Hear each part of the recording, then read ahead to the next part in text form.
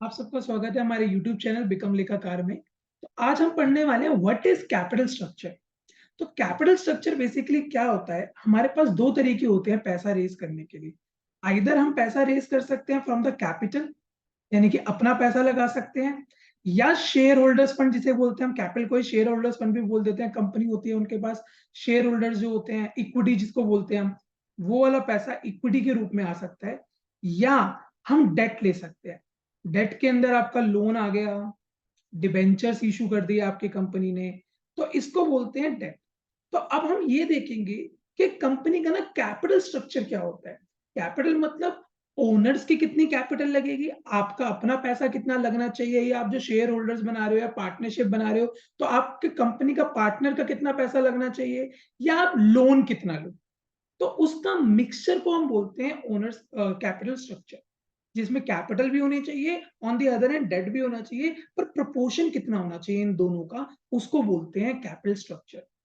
तो देखो, डेट लेना बहुत अच्छी बात है अगर आपकी कंपनी बहुत अच्छा प्रॉफिट कमा रही है, क्योंकि डेट में ना एक पर्टिकुलर आपको इंटरेस्ट देना है। अगर आपने 1 करोड़ कमाया तो 10% अगर इंटरेस्ट का रेट है तो वो 10 लाख रुपए ले लेगा। बट यहीं पे अगर आपने सारी कैपिटल रेज करी है फ्रॉम द मार्केट, किसी को पार्टनर बनाया, शेयर होल्डर्स बनाया, तो 50-50% अगर करा तो 50 लाख वो बंदा ले जाएगा, 50 लाख आपके हाथ आएगा। तो इसमें सीधा 50 लाख रुपए गए और उसमें सिर्फ 10 लाख रुपए गए। तो अगर आप बहुत अच्छा प्रॉफिट कमाते हो ना, तो it is best to go with the debt. अब डेट लो, किसी को पार्टनर या शेयर होल्डर्स फंड रेज करने की आपको कोई जरूरत नहीं है। पर अगर आपका प्रॉफिट डाउन में जा रहा है तो डेट बड़ा खतरनाक है, क्योंकि अगर आपकी कंपनी लॉस में भी जा रही है तो भी आपको डेट के ऊपर इंटरेस्ट देना पड़ेगा। बट कैपिटल के ऊपर कोई ऐसा नहीं है, अगर लॉस होगा तो पार्टनर भी मिलके आपके साथ लॉस बियर करेगा। तो डेट और कैपिटल में अगर प्रॉफिट अच्छा है तो एक कंपनी को ज्यादा डेट लेना चाहिए, प्रॉफिट कम है तो कंपनी को लोन नहीं लेना चाहिए। तो देखो, पहली लाइन में यही लिखा हुआ है। Then what should be the amount of borrowing for financing business. तो आपको कितना लोन लेना चाहिए, हम कैपिटल स्ट्रक्चर में ये चीज देखते हैं। कोई कंपनी ज्यादा लोन लेती है, कोई कंपनी कम लोन लेती है, अलग अलग कंपनी है। आप अगर किसी कंपनी की फाइनेंशियल स्टेटमेंट देखोगे तो कोई कंपनी ज्यादा प्रॉफिट लेती है, ज्यादा कैपिटल रेज करती है, कोई कंपनी ज्यादा डेट रेज करती है। हर एक का अपना अपना स्ट्रक्चर है। तो देखो, हमें ये सारा का सारा देखना है। हमें ये बोला जाता है कि बोरोड कैपिटल जो होनी चाहिए ना, मे बी ट्वाइस और thrice the large as owners investment. जितना ओनर का पैसा है ना, उससे दुगनी या तिगनी, दुगनी ज्यादा अच्छी रहती है। 2 टाइम्स होनी चाहिए डेट, या 3 टाइम्स मैक्स टू मैक्स। इससे ज्यादा भी नहीं, इससे कम भी नहीं।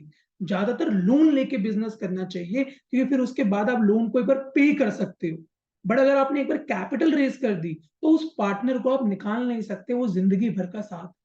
पर अगर की कंपनी आपकी प्रॉफिट अच्छा कमाने लग गई तो आप डेट को पे ऑफ कर दो, फिर उसके बाद सारा प्रॉफिट आपकी जेब में। तो हमें ये सोचना है कि कैपिटल स्ट्रक्चर कैसा होना चाहिए। देखो, बोरिंग के कुछ एडवांटेजेस होते हैं, कुछ लिमिटेशन होती है।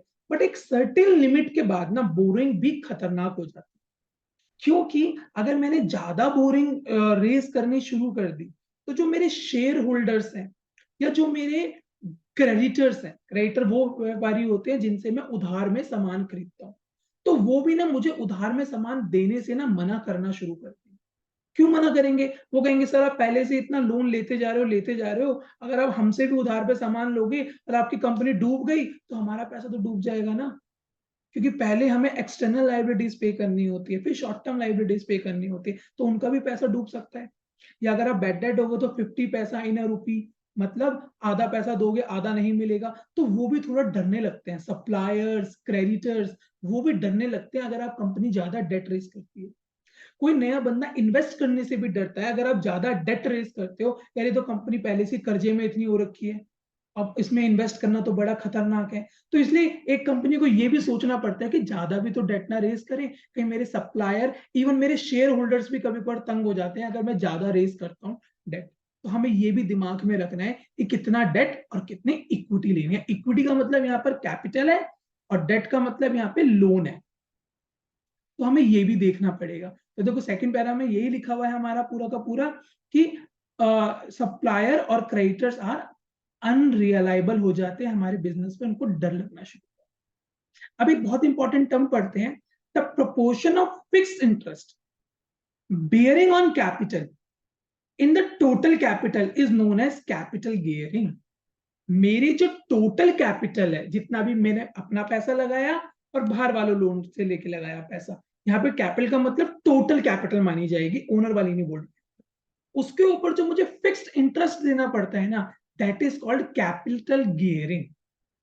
अगर हाई गियर्ड है, if borrowed capital is proportionately very high in the relation, भाई अगर मेरे पास ज्यादा लोन है, ज्यादा डेट है, तो मेरी कैपिटल गियरिंग ज्यादा होगी क्योंकि मुझे ब्याज ज्यादा देना पड़ रहा है अपनी कैपिटल के ऊपर. और वहीं पे अगर लोन कम है तो कैपिटल गियरिंग भी कम होगी, एक कम. फिर the composition of total capital consisting partly of long term with fix charges. Long term मतलब आपका लोन हो गया और फिक्स चार्जेस लोन के ऊपर ही लगता है. And partly with the ownership fund is known as capital structure. मतलब डेट और इक्विटी का कॉम्बिनेशन को ही हम कैपिटल स्ट्रक्चर बोलते हैं. The capital structure refers to relatively proportion in which various source of long term finance various source of long term finance are use to meet the total financial requirement. जितने भी आपके पैसे की जरूरत होती है, आप वो लॉन्ग टर्म जब फाइनेंस करते हो उसको कैपिटल स्ट्रक्चर बोलते हैं. आप लॉन्ग टर्म लोन ले सकते हो, डेट का पार्ट है. प्रेफरेंस शेयर्स इक्विटी का पार्ट है, इक्विटी शेयर्स भी इक्विटी का पार्ट है. पर आपका रिटेन अर्निंग भी एक इक्विटी का पार्ट है, जिसमें आपके रिजर्व्स और सरप्लस आ जाते हैं. रिजर्व और सरप्लस होता है जो आपका पुराना पैसा आपने जमा करके रखा, वो भी एक कैपिटल का पार्ट होता है, इक्विटी का पार्ट. तो आपको अच्छे से समझ आ गया होगा कैपिटल स्ट्रक्चर क्या होता है. बेसिकली डेट और इक्विटी का कॉम्बिनेशन एक कंपनी को कितना रखना है, that is called capital structure. और कैपिटल गियरिंग क्या होता है, फिक्स्ड इंटरेस्ट जो आपको टोटल कैपिटल पे देना होता है उसको बोलते हैं कैपिटल गियरिंग. तो अगर आपको वीडियो अच्छी लगी हो, लाइक शेयर सब्सक्राइब जरूर करना. और अगर आपको कोई भी डाउट है ना, तो कमेंट में जरूर लिखना, मैं डेफिनेटली उसका रिप्लाई करूंगा. Thank you.